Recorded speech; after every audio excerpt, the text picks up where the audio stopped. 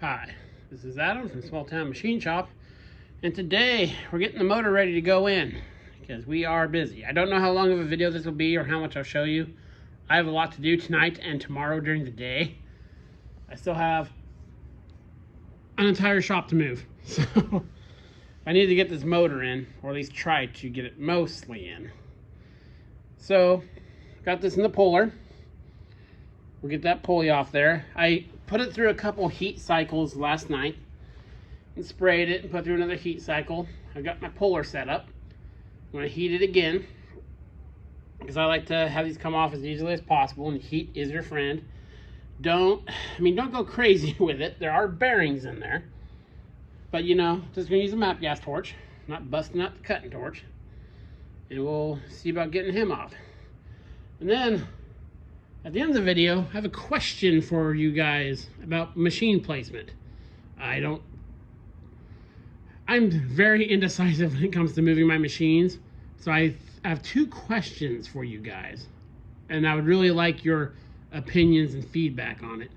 Hopefully tonight or sometime tomorrow or even up till Saturday. So let's get this going. I'll get you set up in the thing, and you can watch me hopefully get this removed pretty easily. I'll bring you back. Okay, so I'm going to do, spin this guy, and with the really tight, I like to put a pry bar in there so I can actually turn it. I've got just a little bit of tension on it. I'm just going to take my map gas torch.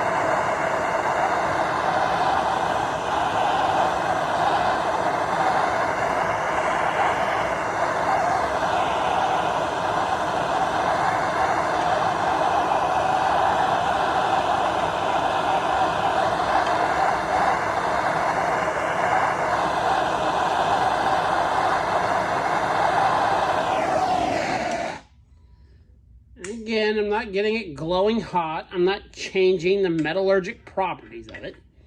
I'm just hopefully trying to make it come off a little easier. And it's moving.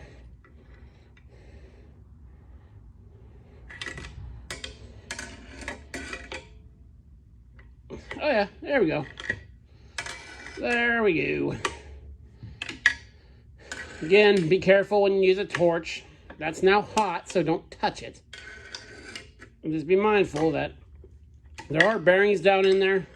Now that rotor is a big solid hunk of metal, so it's going to absorb a lot of heat before you'd be in risk of damaging anything on the wind or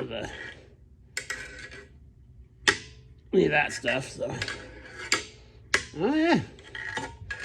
Looks like we are doing good.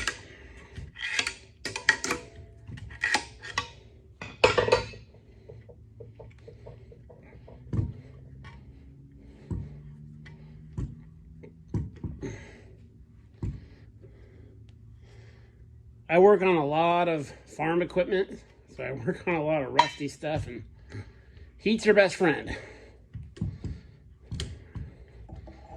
Penetrating oils have their place, but this motor's walking everywhere.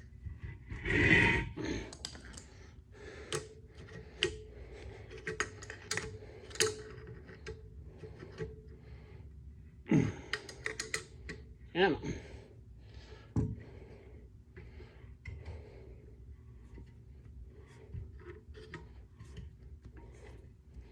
And I think we got her. At least the puller came off. No. Set it here just a second.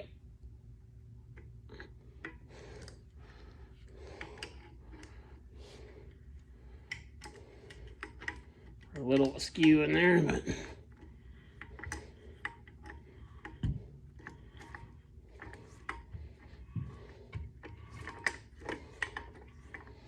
okay. That is mostly off there, so I'll break it down and we'll see about putting it on the other shaft. Okay, you'll see here, I flip this gear around so the set screws down on the bottom. I've roughly lined up the holes. They're within a 1/4 inch of each other. You can see how this one sits further out. I'm going to try to use some of those existing holes in that base.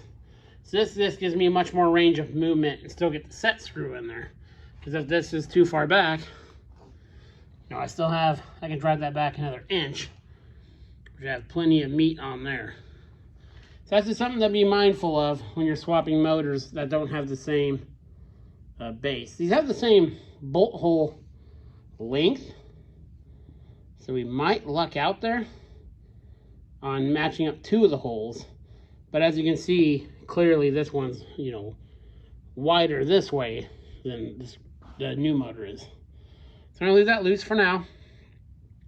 I didn't bother cleaning it up on the outside real good because it's gonna be covered in an oily chain. So I did inspect it thoroughly. So okay, we'll put the motor in there and see how we're looking. Okay, we got set in there. That's probably all I'm gonna have time to do tonight, guys. I got a lot of figuring to do because it has to, this cover has to fit up above here and everything has to be in line. So I have a lot of complex measurements to do. And I just don't have the time for that tonight with what I have to do tonight and tomorrow. But I did roughly position it, and there's plenty of wiggle room in there. There's plenty of room to get a drill in there, so we will tackle this tomorrow. So we'll get that done. Now, as of the 2 questions I have for you, and I value your guys' input on this. So, the big lathe, when it comes in, is going to go back here. It's going to go all the way from that wall pretty much to that door. That's where the space I've committed for it. I don't do a lot of long through the headstock work. Did some long stuff between centers. So that lathe will cover that job.